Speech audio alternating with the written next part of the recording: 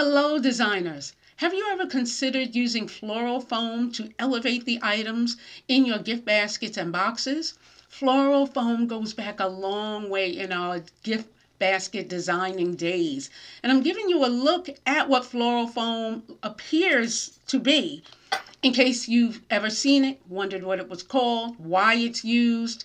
Here on the left, you will see floral foam. It's a gritty item, gritty to the touch. And I'm going to show you how we close the floral foam so that our customers don't feel that grittiness on their hands as they're taking the items out of their gift baskets and boxes. On the right, you will see what's called Oasis.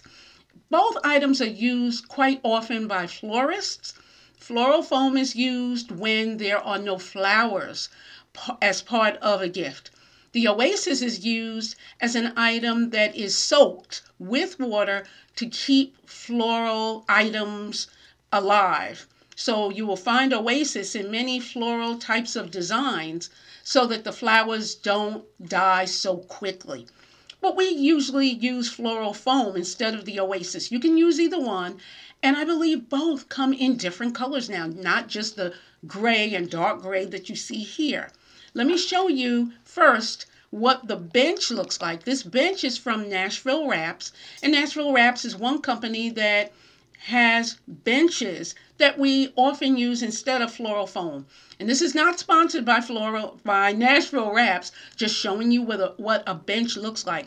The bench is the item that you see on not on the ground, but the tan colored item. You fold the sides in and then place it into this box, the black box that you see, or whatever other container that you're using. So the bench is a wonderful item to use if you do not want to use the floral foam. But in either case, your items are elevated to a higher area in your basket or box using either the floral foam or the bench. So let's continue with the bench. No, not with the bench, but with the floral foam.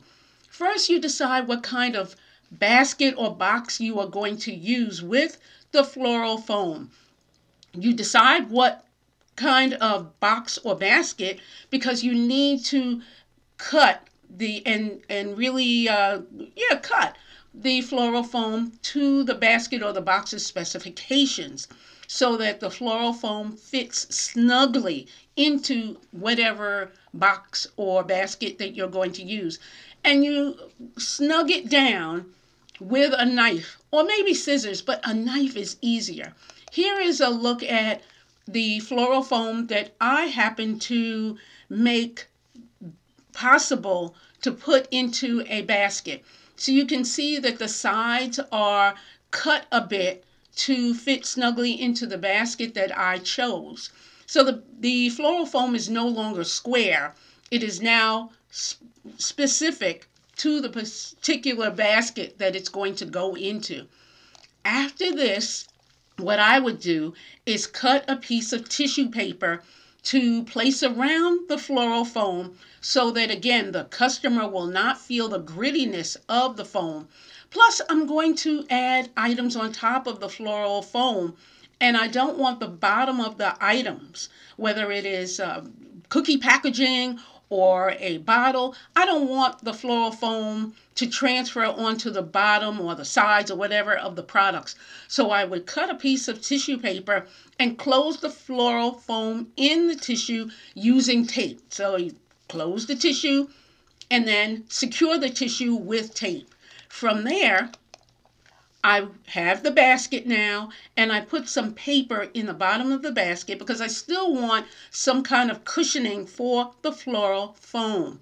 You don't have to add paper if you don't want to. This is just an example of what I would do before inserting the floral foam. And you can see how the basket is customized, how it's made, so that I had to trim, that's the word I was looking for before, trim the floral foam so it would fit inside of the basket. From there, and excuse this picture, I don't know why it's so wonky, the floral foam with the tissue paper on all sides is now fitted into the basket. You can't really see the paper underneath, maybe you can. There's a little piece that you can see the paper underneath, the newspaper, but I have pressed the floral foam into the basket so that now all the items will be elevated above the rim of the basket. From there, here now you see the floral foam right beneath my hands, and I am placing the products atop the floral foam. Just fashioning them together using tape, you can see with the bottle, you can see right at the top, I have used a piece of curling ribbon to tie the bottle onto the handle of the basket so that the bottle does not move. And I'm sure I used tape at the time to add the items onto the floral foam so they wouldn't move. But now I would use dots of glue to do the same process, because just like the bench has in a way taken the place of the floral foam, the dots of glue have now pretty much taken the place of tape. And from there,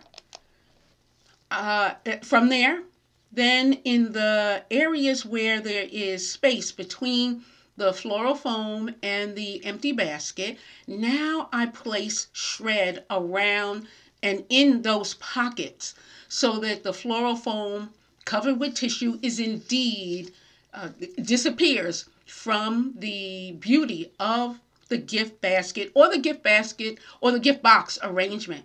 So that is how floral foam, which this is, that's how it's used in our gift baskets. If you are possibly using floral foam, or you've looked at it and wondered, how would I possibly use this in a design so that it maximizes the elevation in the basket or box or brings beauty when I can't use a bench or I don't have a bench? Are you using floral foam today? I'd love to know. Is floral foam something that you can consider using in your designs? Let me know that.